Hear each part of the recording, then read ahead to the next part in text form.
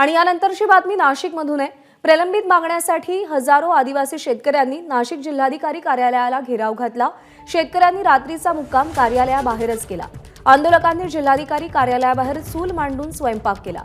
मागण्या मान्य झाल्याशिवाय मागे हटणार नाही असा निर्धार आंदोलक शेतकऱ्यांनी केलाय। दरम्यान शेतकऱ्यांच्या या मोर्चा दरम्यान एका वयोवृद्ध आंदोलकाचं निधन झालंय। शेतकऱ्यांच्या आंदोलनाचा आढावा घेतलाय प्रांजल कुलकर्णी यांनी। आपल्या विविध मागण्यांसाठी माकपच्या वतीने शेतकरी यासोबतच आदिवासी कामगारांचा मोर्चा जो आहे तो काढण्यात आलेला आहे। आपण जर बघितलं तर जोपर्यंत आमच्या मागण्या पूर्ण होत नाही तोपर्यंत आम्ही जिल्हाधिकारी कार्यालयाबाहेरच मुक्काम हा करणार आहोत। बेमुदत असं आमचं आंदोलन राहणार आहे असा इशारा देण्यात आला होता।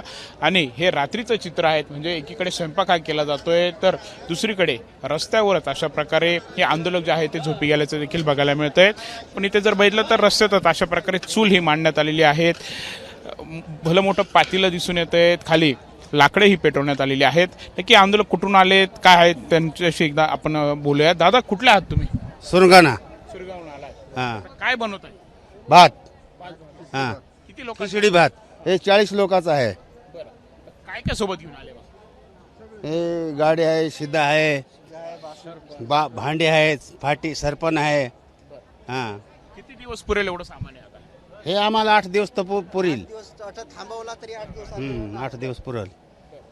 हां, दादा, मला सांगाल का आता आहे की अशी वेळ काय येते तुमच्यावरती? आता तुम्ही इथेच मुक्काम देखील ठोकणार आहात। रघु सांग होता तू सांग। आम्हाला आमच्या पद्धतीने बाकीचं हे भेटून राहिलं नाही ना। फारिश प्लाट और योजना हे भेटून नाही राहिले। मागे देखील तुम्ही असंच मुक्कामी आला होता, पण ते देत नव्हते ना, मंत्री हे देत नाही, त्याच्यामुळे आम्ही मग हे कबूल केलं पण दिलं नाही। हां, आपण बघत आहोत अशा प्रकारे खरं तर स्वयंपाक जो आहे तो बनवला जातोय। सोबत 7 ते 8 दिवस पुरेल एवढं ते स्वयंपाकाचं सगळं सामान जे आहे ते त्यांनी बरोबर आणलेलं आहे।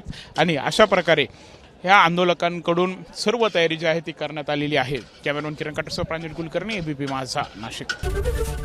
एबीपी माझा, उघडा डोळे बघा नीट।